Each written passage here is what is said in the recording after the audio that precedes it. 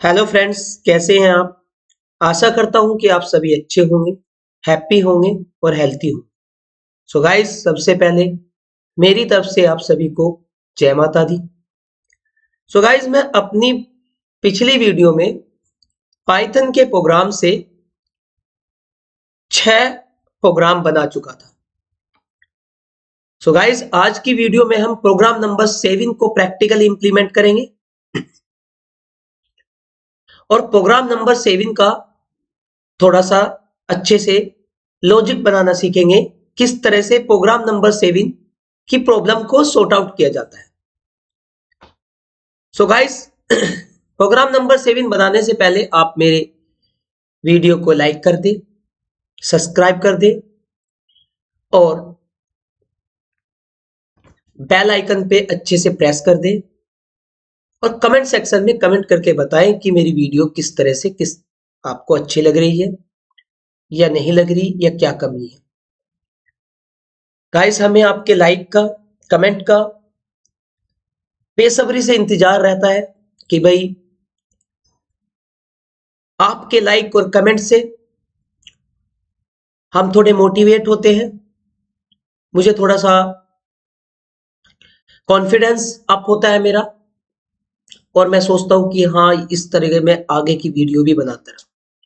तो आप मेरी इस वीडियो को, चैनल को और प्लेलिस्ट को सपोर्ट करते रहें और अपने स्किल्स को इम्प्रूव करते रहें। मेरा प्रयास आपको अच्छे से स्किल्स प्रोवाइड करना है ताकि आप अपने पाइथन के प्रोग्रामिंग में अपने आप को लॉजिकली सेट कर सके।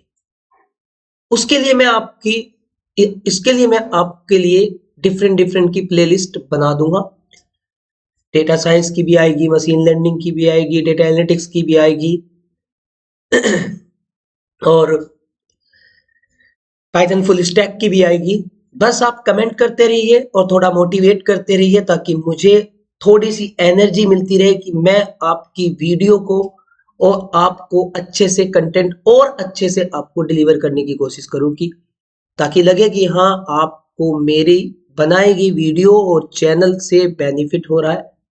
तो मैं आपको और अच्छे से कंटेंट और क्वालिटी के साथ और अपने आप को वीडियो में डिलीवर करूंगा। आप लोग ही मुझे लाइव आने के लिए सपोर्ट करोगे।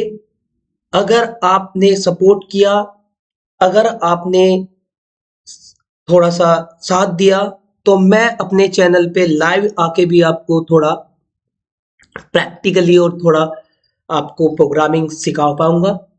तो बस आपके सपोर्ट की और आपके लाइक की जरूरत है। चलिए, आज की वीडियो में हम प्रोग्राम नंबर 7 का प्रॉब्लम को सॉर्ट आउट करते हैं with the help of the for loop. किस तरह से हम पाइथन की प्रोग्राम नंबर 7 को सॉर्ट आउट करेंगे। तो प्रोग्राम नंबर 7 है क्या पाइथन की प्रोग्रामिंग में, देख लेते हैं। Write a program to count the total numbers of digit in numbers. Total numbers of digit in number यानी कि हमें कोई डिजिट देनी है, मतलब कोई नंबर देना है। उस नंबर में हमको डिजिट काउंट करनी है कि ये नंबर कितनी डिजिट का है। तो गाइस, किस तरह से प्रैक्टिकली इंप्लीमेंटेशन करेंगे हमने सबसे पहले पाइथन ओपन किया,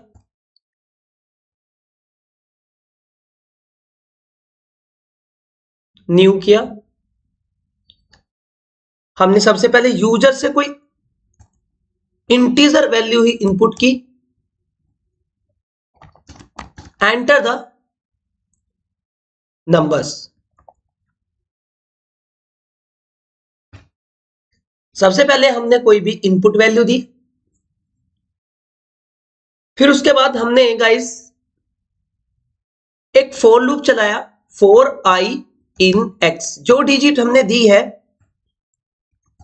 उसमें फॉर लूप चला के उस डेटा को आइट्रेट करने की कोशिश की है। गाइस, सबसे बड़ी प्रॉब्लम है कि आप आइट्रेट नहीं समझ पा रहे। आइट्रेट का मतलब होता है कि जो भी डिजिट हम दे रहे हैं, जो भी नंबर हम दे रहे हैं, उसे one by one, one by one, one by one उठाना।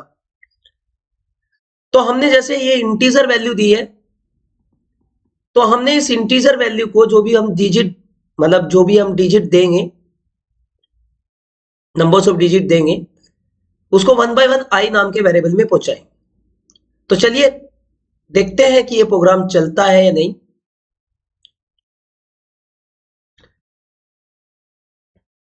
डेस्कटॉप पे किसी भी नाम से सेव कर देंगे।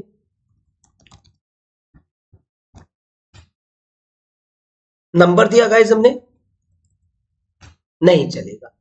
शायद गाइस इस चीज को बहुत अच्छे से समझना, इंटीजर ऑब्जेक्ट इज नॉट आइटरेटेबल, यानी कि कोई भी सिंगल डिजिट 1 by 1 डेटा नहीं उठाया जा सकता, क्योंकि वो एक सिंगल डिजिट होती है, वो खुद में ही एक डिजिट है, तो उसे हम 1 by 1 1 by 1 नहीं उठा सकते। इसलिए लूप कह रहा है कि जिस डिजिट पे आप मुझे चला रहे हो वो डिजिट आइटरेटेबल नहीं है, 1 by 1 नहीं उठाई जा सकती, क्योंकि वो डिजिट खुद में ही एक है।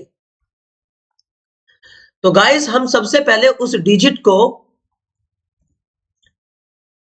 टाइप कास्ट कर लेते हैं। मैंने अपनी टाइप कास्ट वाली वीडियो भी अपलोड की है। तो सबसे पहले अगर आपको टाइप कास्ट नहीं पता तो मेरी प्लेलिस्ट पाइथन में डेटा टाइप कास्टिंग में जाके देखें।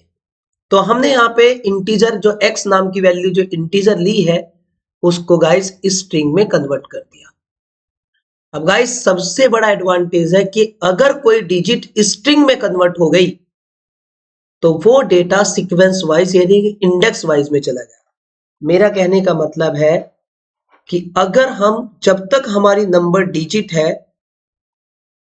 नंबर है, तो वो एक डिजिट है, 1 2 3 4 5 6 8 जो भी है ये एक डिजिट है। बट अगर गाइस हमने इसको स्ट्रिंग में कन्वर्ट कर दिया तो गाइस ये इंडेक्स वाइज हो जाएगी। स्ट्रिंग का डेटा हमेशा ही इंडेक्स पे स्टोर होता है, लिस्ट का टपल का डेटा इंडेक्स पे स्टोर होता है। तो गाइस ये 8 जो है वो 0 इंडेक्स पे हो जाएगा, 1 हो वो 1 पे हो जाएगा, 2 हो 2 इंडेक्स पे हो जाएगा, 3 हुआ 3 इंडेक्स पे हो जाएगा, 4 हुआ 4 इंडेक्स पे हो जाएगा। यहाँ पे अगर आपका 8 भी ले लो तो 8 हो गया, 5 इंडेक्स पे हो जाएगा, 6 है वो 6 इंडेक्स पे हो जाएगा। ये इंडेक्स हो गया गाइस, नीचे वो डिजिट होगी। बट जब जब आप इस वैल्यू को स्ट्रिंग में कन्वर्ट कर दोगे, क्योंकि मुझे डेटा को इंटीजर डिजिट को स्ट्रिंग में इसलिए कन्वर्ट करना पड़ा ताकि मैं उस पर लूप आसानी से चला सकूं, डेटा को आइटरेटेबल बना सकूं। तो हम यहां पे इस कोड के अंदर मेरी जो इस इंटीजर वाली x है उसको मैंने स्ट्रिंग में कन्वर्ट किया ताकि वो वैल्यू 1 by 1, अब तक देखो डिजिट वैल्यू आइटरेट नहीं हो रही थी गाइस। अब अगर मैं यहां पे डिजिट वैल्यू दूंगा तो 1 5 4 6 7 8 आइटरेटेबल हो गई। और जब गाइस मेरी डिजिट आइटरेटेबल हो गई तो मैं एक काउंटर वेरिएबल दूंगा जिसमें मैंने 0 ली, और जैसे जैसे वैल्यू आती रहेगी वैसे वैसे सी की वैल्यू में +1 करता रहूंगा। पहली डिजिट आई, सी की वैल्यू में +1 हुआ, दूसरी आई 2 हुआ, थर्ड आई मतलब +1 हुआ, 3 हो गई।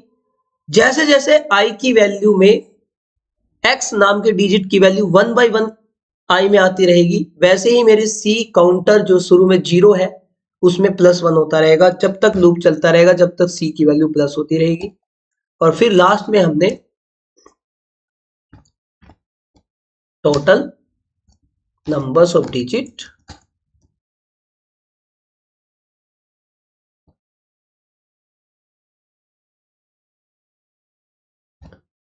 सी। तो हम जब रन करेंगे और हम कोई डिजिट देंगे, the total numbers of digit 6। अब हम यहां पे इसको हटा भी सकते हैं प्रिंट को, तो और हमारे यहां पे डिजिट नंबर्स दिया मैंने the total numbers of digit 5। तो गाइस आपको समझ में आया होगा कि किस तरह से कोड करते हैं। चलिए इसको एक्सप्लेन करके देख लेते हैं। वैसे तो आपको समझ में आ गया होगा, फिर भी एक बार अपने स्मार्ट बोर्ड के से थोड़ा सा समझ लेते हैं। गाइस सबसे पहले आपने कोई वैल्यू ली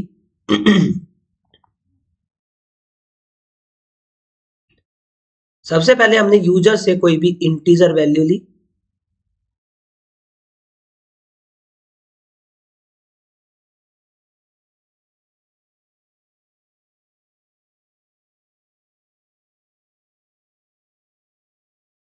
फिर गाइस हमने यहां पे सीधे शुरू शुरू में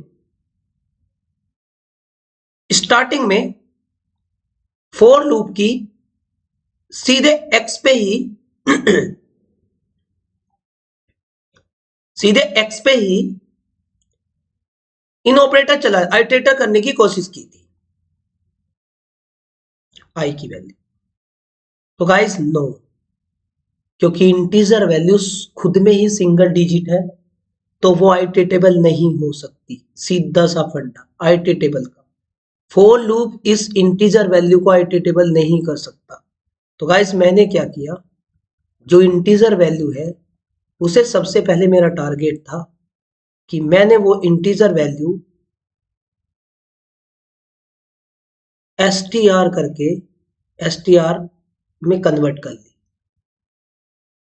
सो फिर मेरी वो जो वैल्यू है गाइस, जो मेरी स्ट्रिंग इंटीजर वैल्यू है वो कन्वर्ट हो गई स्ट्रिंग में। और मैंने अभी आपको बताया था स्ट्रिंग का डेटा इंडेक्स पे स्टोर हो जाता है। पहला एलिमेंट 0 इंडेक्स पे, क्योंकि स्ट्रिंग का डेटा ऑर्डर्ड फॉर्मेट में होता है लिस्ट की तरह।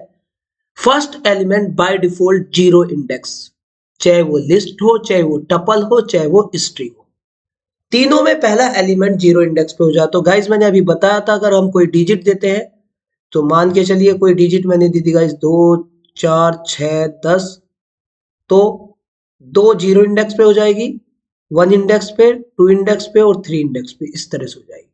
क्योंकि ये वैल्यू गाइस इंटीजर नहीं है, स्ट्रिंग है जिसको आइटरेटेबल किया जा सकता है, जिसको आइटरेटेबल किया जा सकता है। तो गाइस मैंने कुछ नहीं किया, जब मेरी एक्स इनपुट वैल्यू इंटीज स्ट्रिंग में कन्वर्ट होगी तो आइटरेटेबल डेटा हो गया। यहाँ पे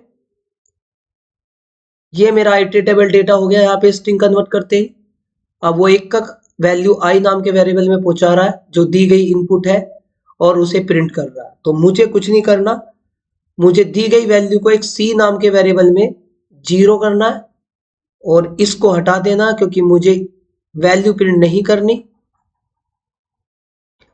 मैंने कहा है कि जब